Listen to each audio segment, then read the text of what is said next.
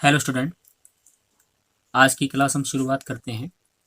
हमने कल की क्लास में देखा था कि जो कूलॉम का नियम है वो क्या होता है, आवेश क्या होता है, धारा क्या होती है। हम एक बार पुनः जो कूलॉम का नियम था उसको रिवाइज करते हैं कि कूलॉम का नियम क्या था और किस के अकॉर्डिंग ये दिया गया था। तो हमने देखा था कि जो कूलॉम का नियम होता है वो दो बिंदु आवेशों के लिए लागू होता है। तो हमने माना है, यहाँ लिख देता हूँ मैं, कूलॉम का नियम।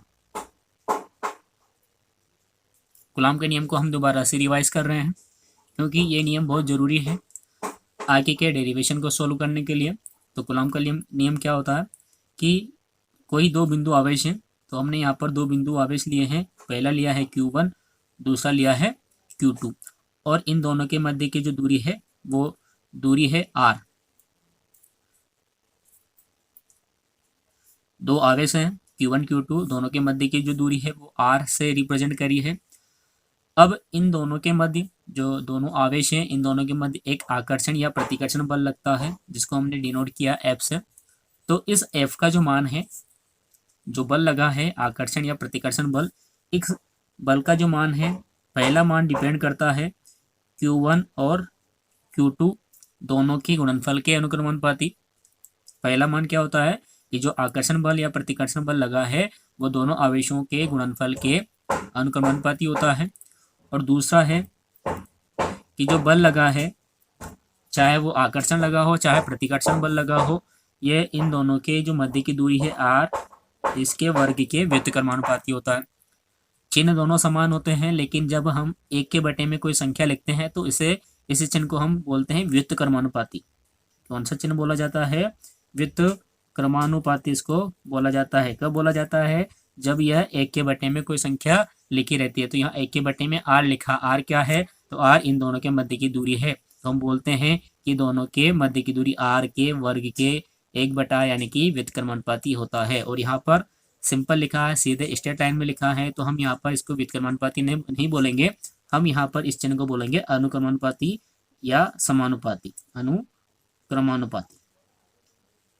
तो ध्यान रखें, चिन्ह दोनों सेम है लेकिन बोलने का तरीका अलग अलग है। ये अनुक्रमानुपाती है और यह व्युत्क्रमानुपाती है।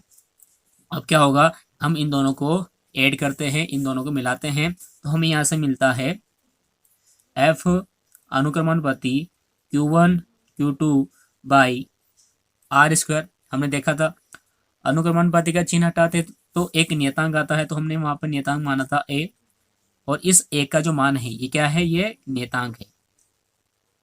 और इस A का जो मान है ये मान था 1/4πε0 K। इसकी वैल्यूज भी हमने लिखी थी। K क्या है? तो K एक माध्यम है जो वायु, निर्वात या अन्य कोई माध्यम हो सकता है। ε0 क्या होता है? तो यह माध्यम की विद्युतनशीलता होती है। अब यहाँ पर हम देखें, जब हम इस मान को यहाँ पुट करते हैं तो हमें जो कूलॉम के नियमानुसार जो बल लगा है वो बल का मान प्राप्त हो जाता है F बराबर 1/4πε0 K Q1 Q2 by R², और बल है इसलिए इसका जो मात्रक है वो हमें यहाँ पर न्यूटन लिखना पड़ेगा। तो ये हमें जो फॉर्मूला है वो फॉर्मूला हमें ध्यान रखना है। अब यहाँ पर जब हमने कूलॉम का नियम देखा था तो इस कूलॉम के नियम की कुछ सीमाएं हैं। क्या है? कूलॉम के नियम की कुछ सीमाएं हैं। कूलॉम के नियम की सीमाएं,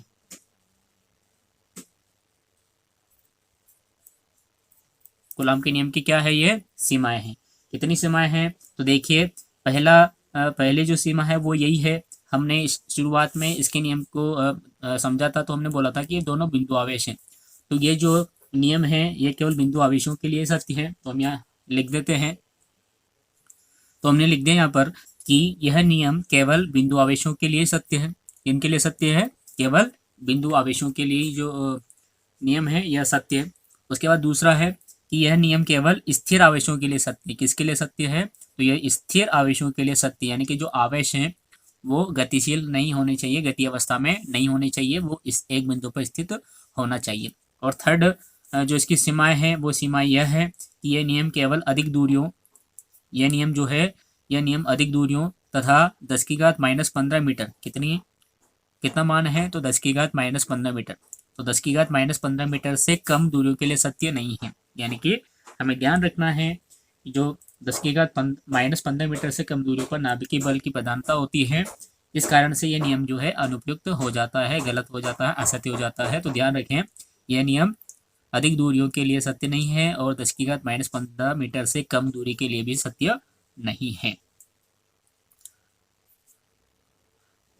अब हम यहाँ पर इस फॉर्मूले के अकॉर्डिंग एक न्यूमेरिकल टाइप क्वेश्चन कर लेते हैं। क्वेश्चन क्या है, जो है हम देखेंगे अभी। ये फॉर्मूला है F बराबर 1/4 के Q1 Q2 bye are square Newton. इस फॉर्मूले का यूज किस प्रकार से होता है, इसका हम क्वेश्चन यहाँ पर कर लेते हैं। देखिए क्वेश्चन इस प्रकार से है, बुक में दिया हुआ है, एनसीईआरटी बुक में है, इम्पोर्टेंट है। क्वेश्चन है कि वायु में क्या दिया हुआ है, यहाँ पर वायु दे दिया है। ध्यान रखें, हम यह देख लेते हैं। वायु में एक दूसरे से 30 सेंटीमीटर दूरी, यहाँ पर आर का मान भी दिया हुआ, देखिए दूरी पर रखे दो आवेशित गोलों पर क्रमशः 2 × 10 की घात -7 कूलाम, ये मान दिया हुआ है 2 × 10 की घात -7 कूलाम, तथा 3 × 10 की घात -7 कूलाम आवेश है, तथा 3 इंटू कितना है -10 की घात -7 कूलाम आवेश है। उनके मध्य कितना बल लगा, क्या ज्ञात करना है, यहाँ पर कितना बल लगा, यानी कि हमें एफ की वैल्यू ज्ञात करनी है। तो हमने फॉर्मूले में देखा था कि वहां पर क्या आता है, यहाँ पर स्टार्टिंग में आप देख सकते हैं वायु है, तो हमें ध्यान रखना है कि वायु निर्वात में जो के है उसका मान 1 होता है। दूरी ये 30 सेंटीमीटर क्या दे दी है, दूरी दे दी, यानी कि इसका मतलब है यहाँ पर हमें आर दे दिया हुआ है। उसके बाद दो आवेशित छोटे आवेशित गोले हैं, मतलब कि जो चार्ज है उसका मान दिया हुआ है। Q1 का मान पहला दे दिया 2 × 10 की घात -7 कूलाम, और Q2 का मान दे दिया ये वाला 3 × 10 की घात -7 कूलाम। कितना बल लगा, तो हमें F का मान जो है ज्ञात करना है। चलिए हम इस सवाल को करते हैं, इस न्यूमेरिकल को करते हैं। देखिए जो मान सवाल में दिए थे वो मान हमने यहाँ पे लिखे। वायु दिया हुआ था तो K बराबर हमने 1 लिखा, दूरी दी हुई थी R बराबर 30 सेंटीमीटर लिखा, Q1 2 × 10 की घात -7 कूलाम हो गया, Q2 3 × 10 की घात -7 कूलाम हो गया। ये मान हमको पता है कि 1/4 का जो मान होता है वो होता है 9 × 10 की घात 9 न्यूटन मीटर वर्ग प्रति कूलाम वर्ग होता है। अब हम यहाँ कूलाम का नियम लगाएंगे, तो कूलाम के नियम से F बराबर 1/4 हमने के नहीं लिखा क्योंकि के बराबर कितना दिया था, 1 यहाँ पर दिया हुआ था, Q1 Q2 by are square. अब हमें इसमें ये सारे मान यहाँ रखने हैं। सारे मान रखने से पहले हमें ये कंफर्म करना आवश्यक है कि सारे मान एक ही यूनिट एक ही पद्धति में होना अनिवार्य है। यहाँ हम देखें तो सारे मान ऐसे पद्धति में है सिवाय इस आर को छोड़कर। यहाँ पर जो आर का मान दिया हुआ है, ये आर का मान 30 सेंटीमीटर दिया है, सेंटीमीटर यानी कि सीजीएस पद्धति में दिया हुआ है। तो इस मान को हम कन्वर्ट कर लेते हैं ऐसे पद्धति में। तो हमें याद होना चाहिए कि 1 मीटर, मैं यहाँ लिख देता हूँ कि 1 मीटर बराबर 100 सेंटीमीटर होता है। कितना होता है, 100 सेंटीमीटर। हम इसको ऐसा भी लिख सकते हैं 10 की घात 2 सेंटीमीटर। अब यहाँ से जब हम इसको रिवर्स करते हैं तो 1 सेंटीमीटर हमें मिलता है 10 की घात -2 मीटर। याद रखें 1 सेंटीमीटर बराबर कितना होता है, 10 की घात -2 मीटर होता है। अब यहाँ पर हम 30 सेंटीमीटर को मीटर में चेंज कर लेते हैं, तो ये हो जाएगा 30 × 10 की घात -2 मीटर। ये बदल दिया। अब यहाँ पर इस डेरिवेशन इस न्यूमेरिकल को हम बहुत ही आसानी से हल कर सकते हैं। तो देखिए सबसे पहले F लिखेंगे, F इक्वल टू इसका मान 9 × 10 की घात 9, Q1 का मान हम लिखेंगे 2 × 10 की घात -7, फिर Q2 का मान हम लिखेंगे 3 × 10 की घात -7 बटे में हम लिखेंगे आर स्क्वायर, यानी कि जो आर का मान दिया हुआ था उसको 2 बार लिखना है या उसका स्क्वायर करके लिख देना है। तो हम यहाँ 2 बार लिख देते हैं, तो ये हो गया 30 × 10 की घात -2 इंटू 30 × 10 की घात -2, जैसा भी आप लिखना चाहें लिख सकते हैं। अब यहाँ पर इसको हम सॉल्व कर लेते हैं। तो देख लीजिए सबसे पहले हम यहाँ पर इनको काट लेते हैं। तो 3 से देखिए, 3 से ये जो 30 से ये कट गया, कितनी बार कटा, 10 बार कट गया। उसके बाद हम देखें इस 2 से ये 30 कट रहा है, देखिए तो ये 30 कट गया, कितनी बार कटा, तो ये 15 बार कट गया। उसके बाद देखिए 3 से फिर कट रहा है, 3 से कट गया 3 बार और 3 से कट गया 5 बार। ठीक है, अब आगे हम बढ़ते हैं। तो देखिए संख्याओं को हम लिखते हैं कि संख्या कितनी कितनी बची हुई है। तो ऊपर हम देखें तो यहाँ संख्या 10 की घातों को नहीं गिनना है, 10 की घातों को बाद में गिनेंगे, सेपरेट गिनेंगे उन्हें। तो 3 बचा और यहाँ पर कुछ भी नहीं बचा, तो हमने लिख दिया 3 बटे में भी हमें केवल संख्या ढूंढनी है, 10 की घात या 10 को नहीं गिनना है यहाँ पर। तो यहाँ पर संख्या केवल एक ही है 5, तो हमने लिख दिया 5। उसके बाद इंटू 10 की घातों को लिखना है, तो हमें पता है कि गुणे में 10 की जो घातें होती हैं ये जुड़ती है, गुणे में घातें क्या होती है, जुड़ती है। तो 10 की घात 9, चिन्ह के अनुसार -7 और -7, 10 की घात -7 और ये -7 घातें हमने जोड़ दी है। नीचे भी ऐसे कर लेते हैं, तो यहाँ पर नीचे की घातें जो है वो लिखें, 10 की घात -2, 10 की घात -2 है, तो 10 की घात -2, 10 की घात -2 और ये 1 10 ये है, मतलब इसकी घात कितनी है, तो इसकी घात 1 है, तो प्लस में 1 हम लिख लेते हैं, घातों को हल कर लेते हैं। यहाँ पर 3 को हम 5 से डिवाइड करते हैं, तो जब हम 3 को 5 से डिवाइड करते हैं तो हमें मिल जाएगा 0.6 इंटू 10 की घात, तो 10 की घात यहाँ कितनी बच जाएगी, तो यहाँ पर देखिए 9 तो प्लस के हो जाएंगे और 14 माइनस के हो जाएंगे, तो यहाँ पर जो घात है वो बच जाएगी 5, वो बचेगी -5।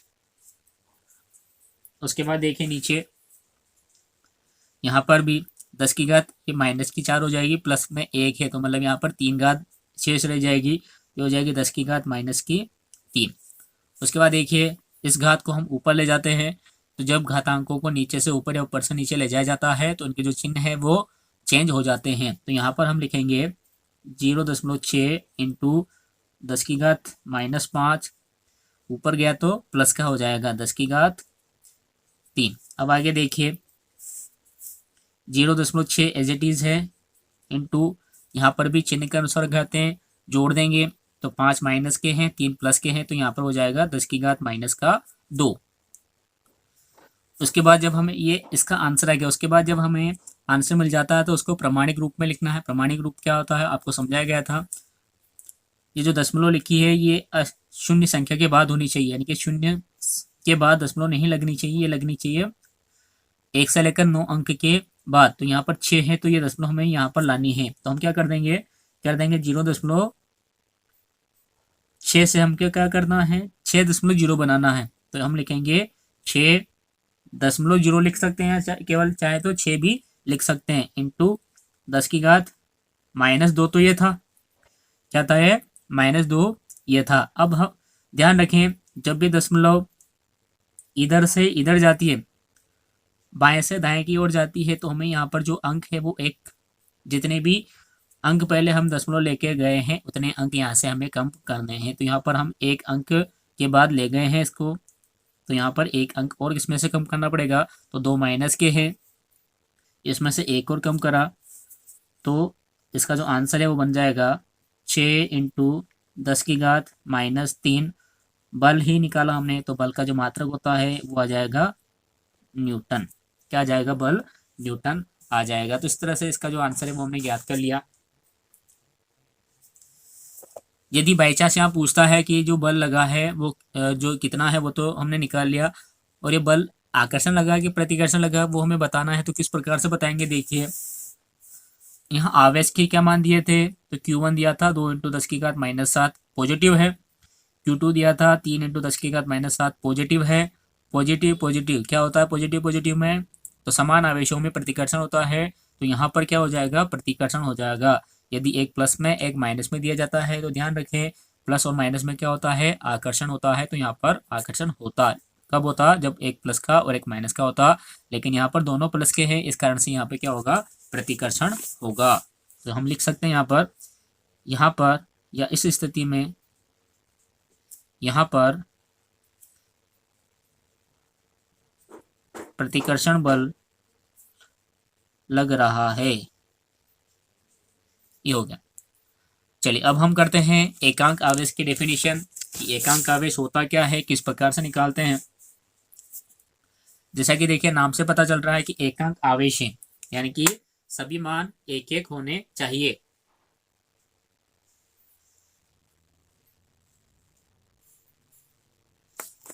तो एकांक आवेश निकालने के लिए सभी मान एक एक रखना है। तो हमने वायु निर्वात में लिया जहां पर के का मान 1 होता है। यहाँ पर Q1 Q2 को जो मान है वो भी 1 लिखने हैं, एक ही रखना है। तो Q1 बराबर Q2 बराबर क्या ले लिया, 1 कूलम्ब ले लिया। उसके अलावा जो इनके मध्य की दूरी है R, वो भी 1 लेनी है। क्या लेनी है, वो भी 1 लेनी है। 1 मीटर ले लेनी है, क्योंकि हम SI की बात कर रहे हैं, ऐसा पद्धति में बात कर रहे हैं। तो हमें पता है तब कूलम्ब के नियम से, तो कूलम्ब का जो फॉर्मूला है वो हमें पता है। ये होता है F बराबर 1/4πε0 के Q1 Q2/R² होता है। यहाँ पर सारे मान हम पुट करें, देखिए तो इसका मान 1 हो गया, इसका मान 1 हो गया, इसका मान 1 का स्क्वायर हो गया, तो ये तो पूरा हट ही गया।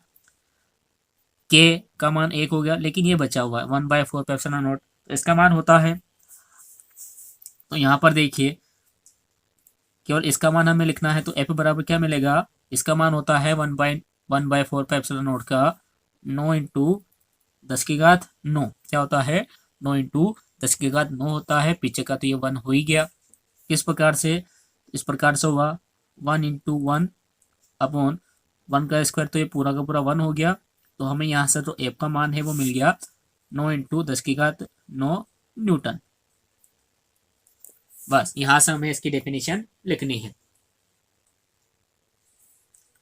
अब हमने यहाँ पर आवेश कौन से लिए थे, समान आवेश लिए थे, दूरी 1 मीटर की ली थी, और जो बल का मान आया है वो कितना आया है, वो आया है 9 × 10⁻9 न्यूटन। तो देखिए इसे से हमें परिभाषा बनानी है। तो परिभाषा इस प्रकार से बन जाएगी कि 1 कूलम्ब आवेश वह आवेश है, क्या है कि 1 कूलम्ब आवेश वह आवेश है जो अपने से 1 मीटर की दूरी पर स्थित, क्या है, जो अपने से 1 मीटर की दूरी पर स्थित समान परिमाण के सजातीय आवेश को, समान परिमाण के सजातीय आवेश को 9 × 10⁻9 न्यूटन बल से प्रतिकर्षित करता है। क्या करता है, यह प्रतिकर्षित करता है। हमने पढ़ा है, हमने सीखा है कि सजातीय आवेश एक दूसरे को प्रतिकर्षित करते हैं। क्योंकि हमने यहाँ पर आवेश जो थे वो समान लिया हुआ है, Q1 Q2 समान लिया हुआ है, इस कारण से यहाँ पे क्या लगेगा, प्रतिकर्षण बल लगेगा। इसके बाद यहाँ पर 3 छोटी छोटी डेफिनेशन आती है। क्या है, पहला है रैखिक आवेश घनत्व, दूसरा है यहाँ पर पृष्ठ आवेश घनत्व, और तीसरी डेफिनेशन यहाँ पर आती है आयतन आवेश घनत्व। अब तीनों डेफिनेशन क्या होती है, क्या करना है, तो देखिए यहाँ पर रैखिक आवेश घनत्व, आवेश घनत्व, घनत्व का मतलब आप जानते ही हैं कि कितनी डेंसिटी इनकी है, किसकी है, किसकी, तो आवेश की। तो आवेश का घनत्व हमें देखना है, कहाँ पर देखना है, रैखिक अवस्था में। रैखिक अवस्था क्या होती है, तो रैखिक आवेश घनत्व हम करते हैं। तो डेफिनेशन इस प्रकार से है कि चालक की प्रति एकांक लंबाई में उपस्थित, क्या है, चालक की प्रति एकांक लंबाई में उपस्थित आवेश की मात्रा को रैखिक आवेश घनत्व कहते हैं। तो रैखिक का मतलब क्या होगा, यहाँ पर उसकी एकांक लंबाई से होगा। क्या मतलब होगा, उसकी एकांक लंबाई से उसका मतलब यहाँ पर होगा, ये ध्यान रखें। तो रैखिक आवेश घनत्व क्या है, तो चालक की प्रति एकांक लंबाई में उपस्थित आवेश की मात्रा, कहाँ पर आवेश की मात्रा है, उसकी प्रति एकांक लंबाई में उपस्थित आवेश की मात्रा है, उसको हम क्या बोलते हैं, रैखिक आवेश घनत्व बोलते हैं। और इसे लैम्ब्डा से व्यक्त करते हैं, किससे व्यक्त करते हैं, इसको लैम्ब्डा से व्यक्त किया जाता है। और इसका जो मात्रक है ऐसा पद्धति में, वो मात्रक है यहाँ पर कूलम्ब प्रति मीटर। क्या मात्रक है, कूलम्ब प्रति मीटर इसका मात्रक है। दूसरी डेफिनेशन आती है अपनी पृष्ठ आवेश घनत्व, किससे संबंधित है, यह पृष्ठ से संबंधित है। तो पृष्ठ से हमें ध्यान रखना है क्षेत्रफल, पृष्ठ से क्या ध्यान रखना है, क्षेत्रफल हमें ध्यान रखना है। तो यहाँ पर इसकी डेफिनेशन बन जाएगी कि चालक की प्रति एकांक क्षेत्रफल पर, क्या होगा, चालक की प्रति एकांक क्षेत्रफल पर आवेश की मात्रा को पृष्ठ आवेश घनत्व कहते हैं। इसे सिग्मा, क्या बोलते हैं, इसको सिग्मा बोलते हैं। तो इसे सिग्मा से व्यक्त किया जाता है, इससे प्रदर्शित किया जाता है। और इसका जो मात्रक है वो ऐसे पद्धति में है कूलम्ब प्रति मीटर वर्ग। क्या मात्रक है, कूलम्ब प्रति मीटर वर्ग इसका मात्रक है। उसके बाद देखिए थर्ड है यहाँ पर डेफिनेशन आयतन आवेश घनत्व, आयतन, तो ये आयतन से संबंधित है। तो चालक के प्रति एकांक आयतन पर, क्या कहाँ पर, तो चालक के प्रति एकांक आयतन पर उपस्थित आवेश की मात्रा को आयतन आवेश घनत्व कहते हैं। इसे रो, पी के जैसा चिन्ह बनता है, इसको बोला जाता है रो। इसे रो से प्रदर्शित करते हैं और इसका जो मात्रक है वो है कूलाम प्रति मीटर क्यूब, कूलाम प्रति मीटर क्यूब इसका मात्रक है। अब यहाँ से शुरू होता है एक नया टॉपिक जिसका नाम है विद्युत क्षेत्र। अब विद्युत क्षेत्र क्या होता है, इसकी डेफिनेशन इस प्रकार से है कि किसी विद्युत आवेश, विद्युत क्षेत्र हम बात कर रहे हैं, तो विद्युत क्षेत्र कहाँ बनेगा, तो यह किसी बिंदु आवेश के चारों ओर बनेगा, विद्युत आवेश के चारों ओर बनेगा। तो हम यहाँ लिखेंगे, तो किसी विद्युत आवेश के चारों ओर का वह क्षेत्र, किसी विद्युत आवेश के चारों ओर का वह क्षेत्र जहां तक वह अन्य आवेश पर स्थिर विद्युत बल लगा सकता है, से उस आवेश का विद्युत क्षेत्र कहते हैं या विद्युत क्षेत्र कहलाता है। मतलब कि सीधी सिंपल बात है, यदि आवेश उपस्थित है, जैसे ये आवेश है, इस आवेश के चारों ओर का वह क्षेत्र जहां पर हम विद्युत के जो प्रभाव है होते हैं उनका अनुभव कर सकते हैं, तो वह विद्युत क्षेत्र कहलाता है। इसके डेफिनेशन इस प्रकार से भी हम दे सकते हैं कि किसी बिंदु पर स्थित एकांक धन आवेश किसी आवेश के कारण जितने बल का अनुभव करता है उसे उस बिंदु पर विद्युत क्षेत्र कहते हैं। किसी बिंदु पर स्थित एकांक धन आवेश किसी परीक्षण आवेश के कारण जितने बल का अनुभव करता है उसे उस बिंदु पर विद्युत क्षेत्र कहते हैं। अब यहाँ पर हम मानते हैं कि माना किसी बिंदु पर क्या है, एक परीक्षण आवेश रखा है। क्या रखा है, किसी बिंदु पर परीक्षण आवेश रखा है जिसका जो मान है, माना जो परीक्षण आवेश है वो Q नोट है। क्या है वो, परीक्षण आवेश Q नोट है।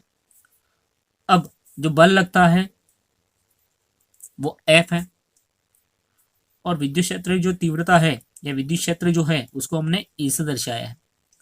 तो यहाँ पर जो विद्युत क्षेत्र E का जो मान होगा वो होगा, देखिए इस प्रकार से, स्थित एकांक धन आवेश किसी